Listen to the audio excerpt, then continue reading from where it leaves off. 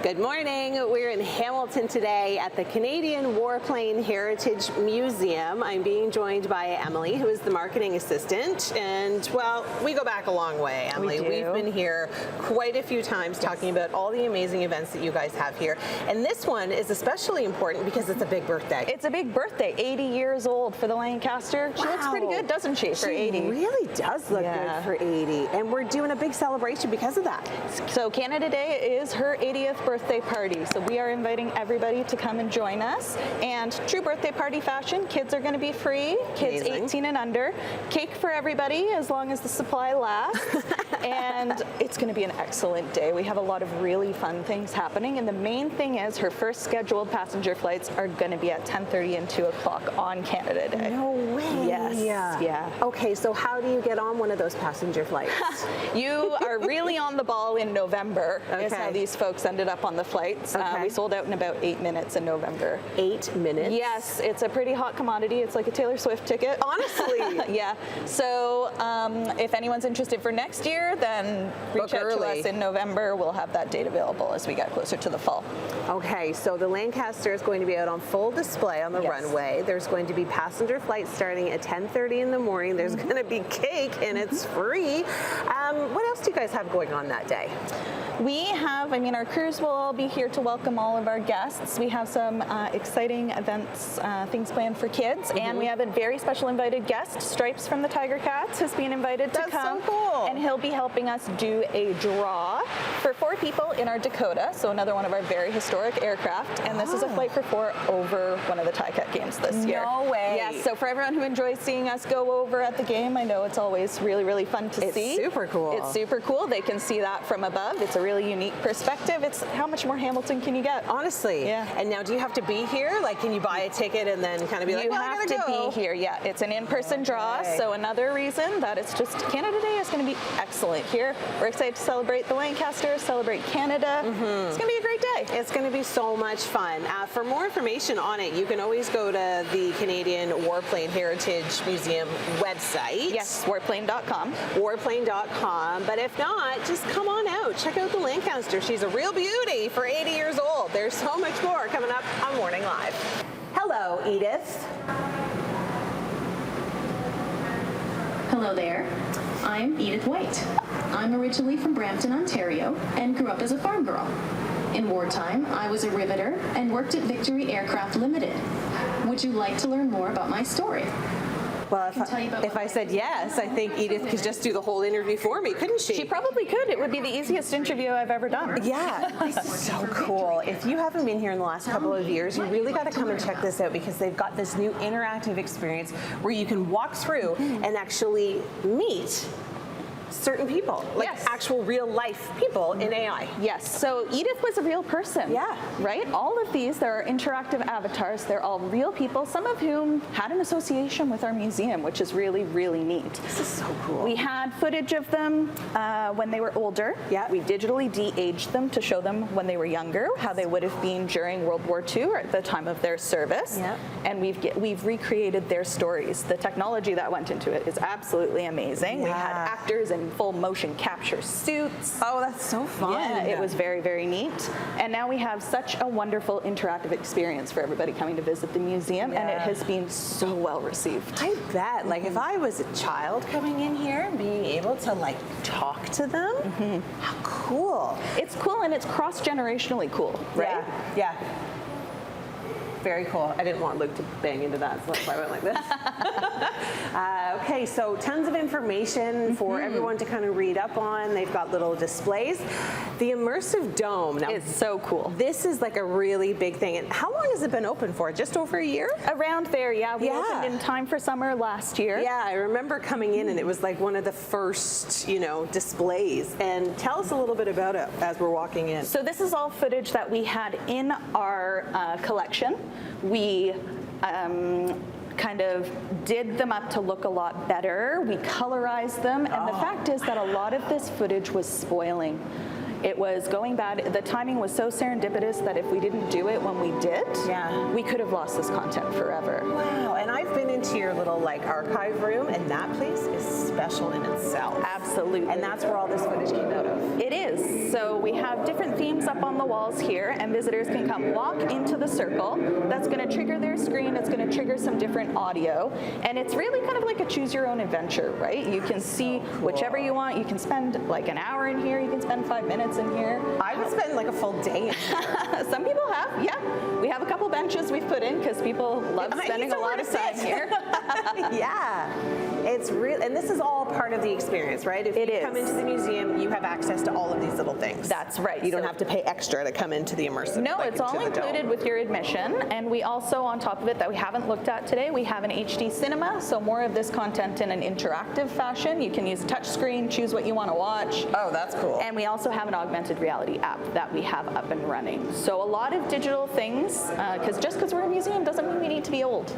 Yeah, it's true. And you know what? I love that you guys have brought this to so many different generations, and you've really brought the magic of it all as well, being a digital experience for, you know, those iPad kids.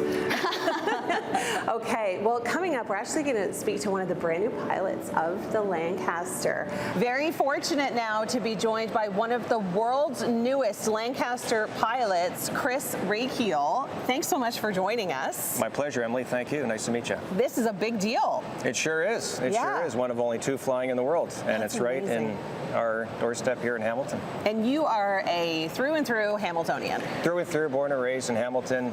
Saw this airplane first fly in 1988 when I was 7 years old for the dedication flight with my dad and grandfather, who was in the RAF as well. So it's come full circle. So did you kind of grow up in here then? I did, yeah. At our old hangars across the way there. Now we moved in this facility in the mid-90s and spend my time here, my youth, weekends, and all through the summer, and That's fixing amazing. airplanes, cleaning airplanes, and now flying airplanes. So you're just, and how long have you been a pilot for? I started flying in 2000. Okay. Took a college program in Kitchener, and I do fly for a living, so this is a hobby for me, and this is actually more fun than my work job. Well, yeah, I would think Yeah. so, because the airplanes are so much different. They're so They much are. more different, Yeah, right? It takes a special kind of skill. No, yeah, exactly, it does. We do have modern avionics. They old, yes, that's right. They old. Yes, and I'm about half Vera's age. So, Yeah. Yeah. 80 years 80 celebrating. years. Yeah, that's right, 80 years, and we've been flying the airplane since 1988 here at the museum. Wow. Now, are you going to be one of the pilots that is going to be flying on Canada Day? I may or may not, I don't know the crewing yet. Okay. We will see, hopefully.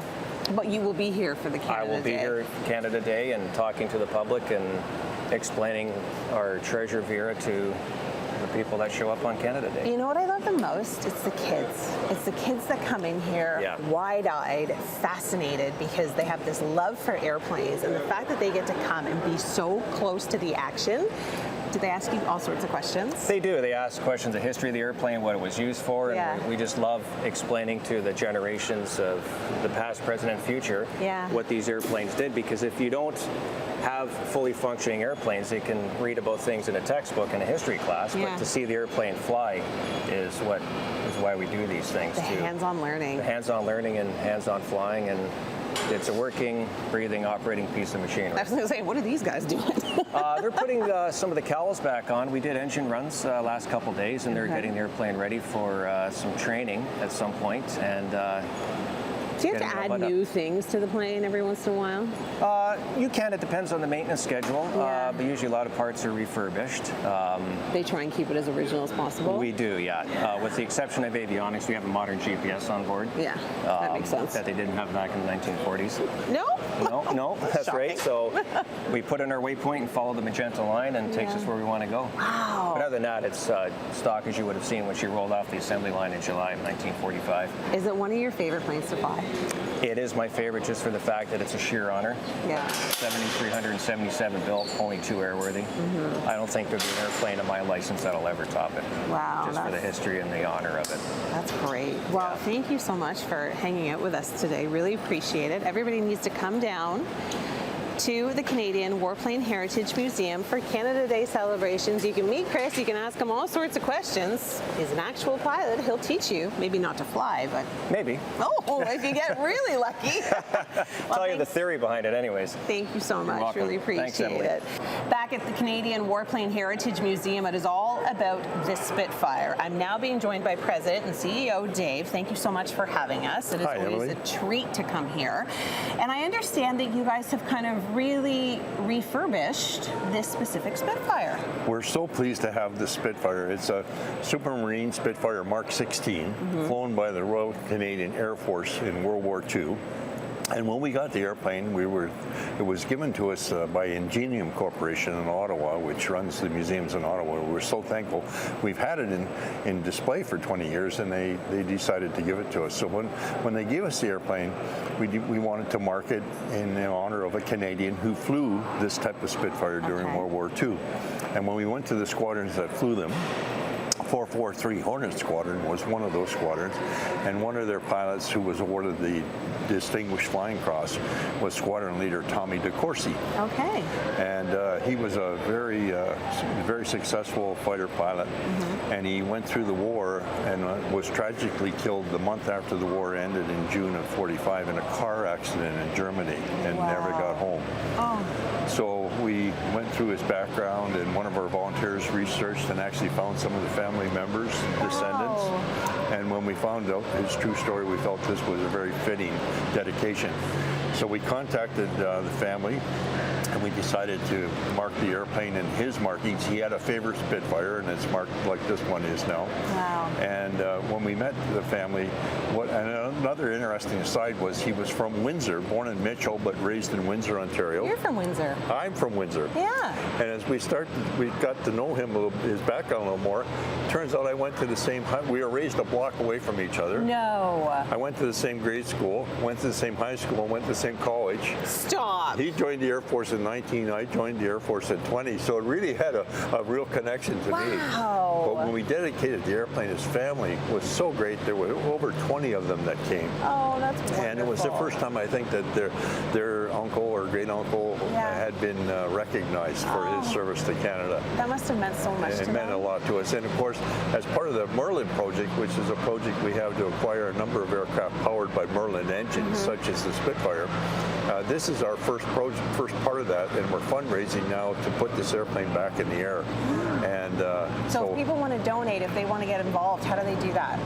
all they have to do is contact the museum by phone, 679-4183, area code 905, or by email, museum@warplane.com, and we'll follow up with them right away. And any donations towards the restoration to fly this airplane, to put a Spitfire over the skies of Hamilton, which is what our dream is. Totally. And we really want to do that, but we're very proud to have this airplane. I bet. We lost a fighter, of course, in a tragic fire in '93.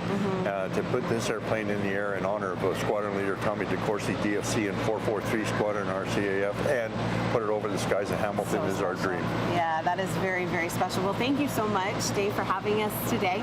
We, of course, will have all this information on our website at chch.com, and head on down here tomorrow for Canada Day celebrations. It's going to be open, free for kids under the age of 18, a really good time to come.